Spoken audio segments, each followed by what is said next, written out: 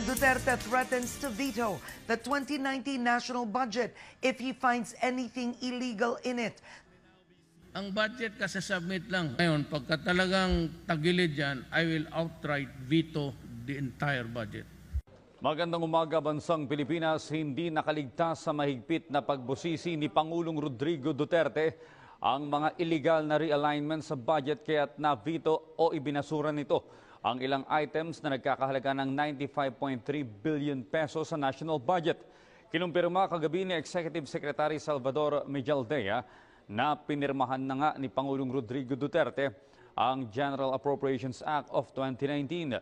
Sinabi rin ni Secretary Mejaldea na na-veto ng Pangulong Duterte ang 95.3 billion pesos na alokasyon dahil hindi umano ito bahagi ng priority projects ni Pangulong Duterte.